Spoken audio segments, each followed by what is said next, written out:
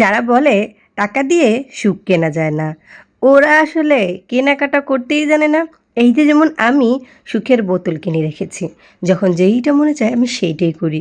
So hello everyone, আসসালামু আলাইকুম। Story of রোকেয়াতে স্বাগতম। তো প্রথমে আমি একটু চা পাতা দেখিয়ে নিচ্ছি। আমার ঘরে আমি একা চা খাই, তাই প্রায় আমি ৩০ টাকা ৪০ ৫০ টাকার চা পাতা বেশিরভাগ কেনা হয়। তাই তেমন একটা বড় কিনি না। আর সকালে মিল্কভিটা দুধ দিয়ে আমি চা বানাই। তো ইদানিং আবার একটু গুঁড়ো দুধ কিনেছি, সেটা দিয়ে একটু চা বানানোর চেষ্টা করছি, কিন্তু আসলে ভালো লাগে না। কারণ অনেক বছর ধরেই মিল্কভিটা দুধ দিয়ে চা খাই তো তাই। তো যাই হোক, সকালে এই চায়ের অভ্যেসটা আমি ছাড়তেই পারছি না। এমনকি আমার আরো ২ বেলা বেড়ে গেছে। মানে সন্ধ্যার সময়ও খেতে হয়। আর অনেক সময় আবার সন্ধ্যার সময় না খেলেও চলে, কিন্তু সকালেরটা দরকারই হয়। তো যাই হোক, এই তো রান্না বাড়ার আগে কিন্তু আমি একটু গুছিয়ে নিচ্ছি। কারণ কি, ভিডিও করার আগে তো রান্নাঘর সবসময় গোছানো থাকে না। তো একটু তো এদিক সেদিক পানি এটা সেটা পড়ে থাকে, সেগুলো আবার পরিষ্কার করে নিতে হয়। না হয় ভিডিও তো সুন্দর দেখায় না। যাই হোক, চায়ের রংটা কিন্তু একটু গাঢ় হয়েছে। আর আমার গাঢ় চাটাই ভালো লাগে। আমি অনেকক্ষণই বসিয়ে রাখি যাতে রংটা একটু ভালো হয় আর একটু স্মেলটাও ভালো হয়। এটা জানি না সবাই কি আর এরকম খায় কিনা, কিন্তু আমি না, আমার ঘরে বানালে আমি এরকম করেই বানাই। কিন্তু বাহিরে গেলে আবার এই অভ্যেসটা থাকে না। যে যেমনই বানাক না কেন, মোটামুটি আমি একটু খেয়ে নিই।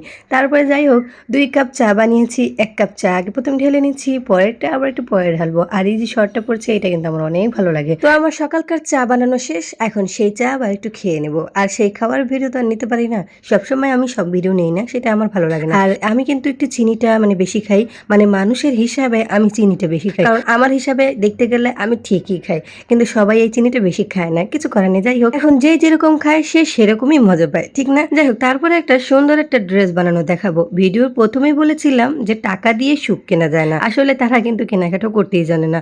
আমি আল্লাহর রহমতে আমার এই ড্রেস বানানো কেনা এগুলো আমার খুবই পছন্দ। যা নাকি জায়গা জমিন স্বর্ণের ভিতরে এত একটা লোভ। এই যে যত গজ কাপড় দেখছেন অতটাই আমি বানিয়ে ফেলি, এবং কি কাস্টমারের জামা কাপড় বানাতেও আমার খুবই ভালো লাগে।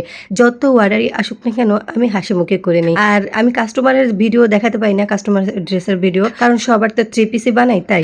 আর আমি বেশিরভাগ টপস ফ্রক এগুলো যখন বানাই তখন একটু ভিডিওতে তুলে ধরি, কারণ কি যেহেতু পেজ চালাই, পেজের ভিতরে সুন্দর সুন্দর ডিজাইন দিতে হয় তাই। তো আমার কিছুদিন ধরেই এই টপস গুলো বানাতে পারছি সুন্দর মতন, তাই আমি ভিডিওতেও এই টপস গুলোর ভিডিওই দেখাচ্ছি।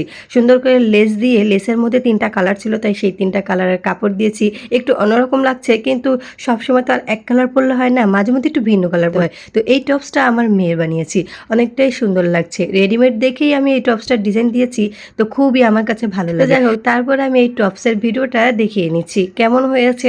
আমি চেষ্টা করেছি একটু সুন্দর করার, কারণ কি যাতে টপসটা পরলে ভালো লাগে। যাই হোক, তোমাদের কাছে আমি ভিডিও শেয়ার করতে পারি এটাই আমার অনেক ভালো লাগে। আমার ভিডিও কষ্ট হলেও সেটা আমার সার্থক হয়ে যায়। তো যাই হোক, ব্লগটা আর বাড়াচ্ছি না, এখানে রেখে দিচ্ছি। আল্লাহ হাফেজ।